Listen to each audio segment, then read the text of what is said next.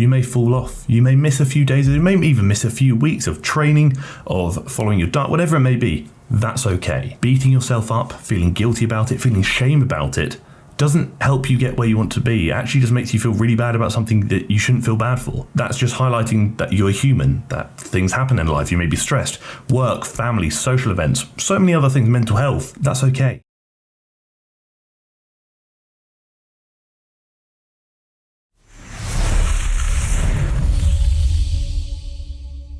It's happened. TFNL clothing, the ball is actually rolling. Everything's sorted, everything's in place.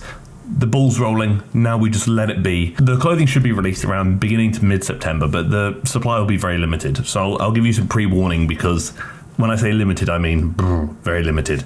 But that's irrelevant right now. That's going to be relevant one day. What's relevant right now is 5 things I would do right now to get shredded for summer. I said right now far more frequently than I intended to. Julia Rene is going to tell us some things, and Julia Rene has also blocked me on Instagram. But like with all my videos, if at any point throughout this video you actually just learn something from the video, I would very much appreciate it if you did subscribe to the channel. Again, only if you learn something, because quite frankly, if you don't learn anything, I'm not really serving much of a purpose. I will make sure that I give everybody the food. I don't take anything home, because I know myself. And I know that I'm just going to eat it all, and it doesn't align with my goals. So what's happening here is Julia is essentially telling us how you can effectively lose weight for summer. And you and I both know, hopefully, that weight loss is actually quite as simple as calorie deficit. And if anybody tells you otherwise, quite frankly, they're just wrong. I'm very much a big believer in different things work for different people, you've got to do what's best for you. But sometimes, fundamentally, when looking at thermodynamics, calorie deficit is the only way here. What she's suggesting here is basically removing temptations. Because quite frankly, it's much easier to kind of stay within a restriction, if that's what you will call it, like a calorie deficit, if you aren't surrounded by things that you're already craving, because then at least the temptation is not there to make you consider pushing the boat out of the restriction. But again, flip around, I also argue, how important is it for you? Some people may say that obviously achieving this goal for summer is really important for them, to which I'd say, you know what, then do what you can to put yourself in the best position to make that happen. So removing temptations. Other people say, would be nice, I'm not in a rush, in which case you're allowed the treats. To be honest, even if it is really important to you, I'd say you're still allowed treats. Do you know what I mean? There's this big idea of you can't eat XYZ when you're in a deficit. Yes, you can. You just have to understand that eating XYZ may just mean you have to eat less throughout the day. If you have a calorie allowance of 1,500 calories and you really want to McDonald's, that's going to be 1,200 calories. You can do it. The rest of your day is going to be a bit tough. So it's up to you. Do you want to do it? Or actually, do you want to say, I'd rather fill my calories with more volume through other means? Tip number 2 is start weighing and tracking your food. There is so many people that don't know how little they're eating or how much they're eating. That's actually a really valid point. I'm a big believer and big advocate for myself anyway of tracking my food, because quite frankly, I like numbers.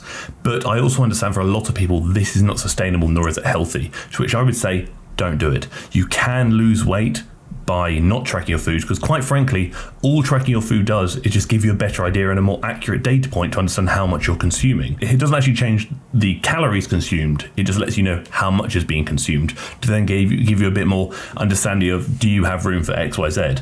When in reality, you can actually just lose weight without tracking food. It just might be a little bit harder because the data points aren't as accurate. Portion control. You get a portion of food and you say, you know what, this is what I would normally eat. I'll take a little bit off. Do that. Are you losing weight? Fantastic. Are you not? Take a bit more off. Choose foods that you know aren't as calorie dense. Cook with less oil. Small things like that where you don't really need to think about a lot, just making sensible substitutions to help you stay in a deficit. Because ultimately, a lot of people fixate on the numbers, and for some people that's fantastic. I love numbers. Other people, that's not so good. And if it's not so good, then it's not worth it. Fitness is meant to enhance your life, not hinder it. But she also made a point about how some people don't realize how little they're eating. I find that really commonly in men when they speak about struggling to gain weight. So I can't gain weight, I'm eating so many calories, till they actually track their calories and then realize they're not eating as much as they thought they would. They also find it quite common actually in all genders where they say, oh, I can't lose weight because I'm definitely in a deficit. But then they track their food and realize that they're actually eating a lot more than they thought they were. Tip number 3, increase the intensity in which you're training and find ways to move more. So, most of us in the gym, I have been guilty of this too, are not training at the level of intensity that we have the potential for. This is quite funny because the last video I did on Julia, I actually called her out for intensity because she wasn't training very hard at all. Somebody with this much muscle mass was moving a plate per side on the hip thrust, I believe.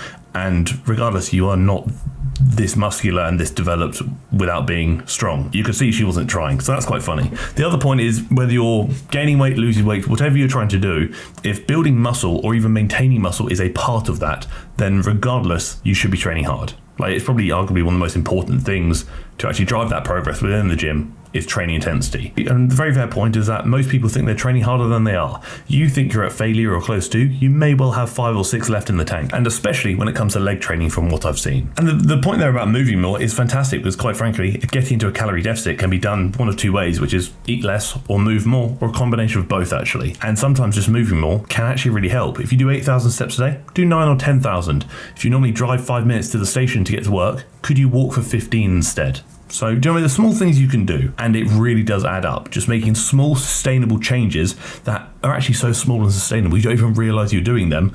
That's such a good and effective way to burn the calories because you don't feel like anything's really changed. Link down below, you know we've got a few things. We've got the application form so you can apply to work with myself on a one-to-one online coaching basis where I can help you achieve your goals, whatever they may be, and also wherever you may be in the world. You've also got the link to the TFNL group coaching, which for less than $1 a day, you get to follow a bloody fantastic program for either at home or at the gym, whichever one tickles your pickle. And you also have the link to the TFNL workout guides, which not only tell you what to do, they also show you how to do it and also tell you why you should be doing it. Not only do you have direction, you also learn in the process. So if any of those things tickle your pickle, click the links down below in the description and have a gander. Tip number 4, you need to actually be in a caloric deficit, which means you are consuming fewer calories than your body burns. I kind of covered this at the start, but it's a valid point. Whatever anybody says, you need to be in a calorie deficit. And if you say to me, Harry, I'm in a calorie deficit, but I'm not losing weight, what am I going to say back? Then you're not in a calorie deficit. Just because the scale isn't going down doesn't mean you aren't actually losing fat. What I mean by that is people are going to speak about muscle waste more than fat, all that stuff. What I'm actually going to refer to is kind of stress and digestion. You can hold 5+ pounds of waste down there. You can hold 5+ pounds of water around the body.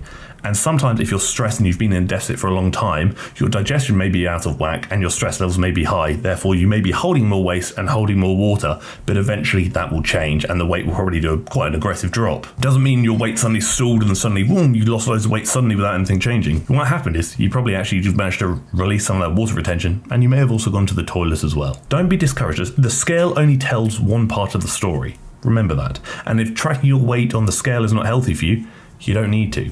Can you look in the mirror and say, yeah, look, I'm looking how I want to look. I'm working towards the right direction. Fantastic. Can you wake up and say, you know what?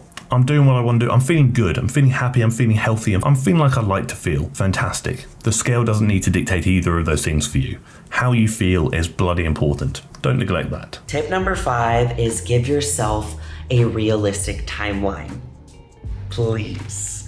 Trust me, I've done all of the diets, all of the crash diets, and it has always led me to right back where I was when I started. The thing is, a couple of things there. Yes, realistic timer, absolutely, because realistically, if you think you only need 4 weeks to achieve something, give yourself 6, maybe even more, and if you achieve it early, fantastic. If it takes a bit longer, cool. What's the rush? You know, you're giving yourself a bit of extra leeway, allows for things that maybe weren't planned, or actually, even if they were planned, allows for a bit more leeway and lenience. Sustainability. So Julie obviously mentioned about how it kind of led her back to where she started, etc., etc. Very common. So many people say, I lost loads of weight doing this diet, but then I gained all of it back. It wasn't sustainable. What you're looking for is not necessarily following a diet per se. You're actually looking for a lifestyle change, one that you can adopt going forward, that actually makes your life better and actually allows you to maintain the results you've achieved. Losing weight is really important for your health, for your happiness, wherever it may be. You want to keep that weight off, then you need a lifestyle change that's sustainable and healthy for you to keep it off. Because if it's not healthy and it's not sustainable and you end up just basically crash dieting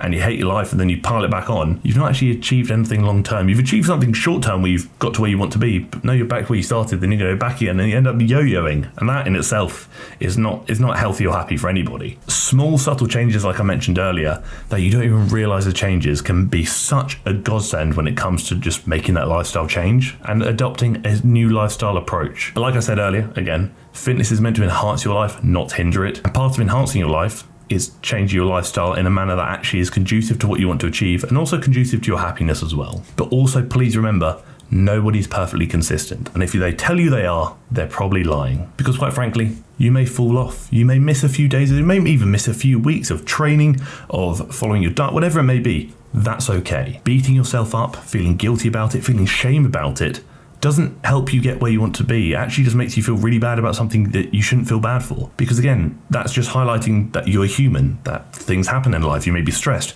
work, family, social events, so many other things, mental health. That's okay. Sometimes you got to say, you know what, this is really important to me. But actually, this is more important to me right now. Let me set aside the diet and the training just because I need to sort my finances out. I need to sort my family stuff out. I can come back to this later. It's not going anywhere, and I'm in no rush. There's no deadline. Got to learn to be kinder to yourself. Progress is never linear, and you have to understand that humans have emotions, and sometimes life throws a few curveballs at us. That's okay. Control the controllables and understand that whatever you want to achieve can still be achieved. Just might take a few more weeks, and that's absolutely fine because what's the rush? Again, just my thoughts and opinions. Figured it would be quite an appropriate video, especially with summer now upon us, apparently. As always, I'd love to hear your thoughts and opinions in the comment section below. So, with that being said, what's the one change you've made to your lifestyle that's helped you achieve what you want to achieve regarding goals and results? Let me know in the comment section. I'd be curious. But until the next one, thank you for tolerating me. Thank you for tolerating much of my waffle as per, and thank you for tolerating the video.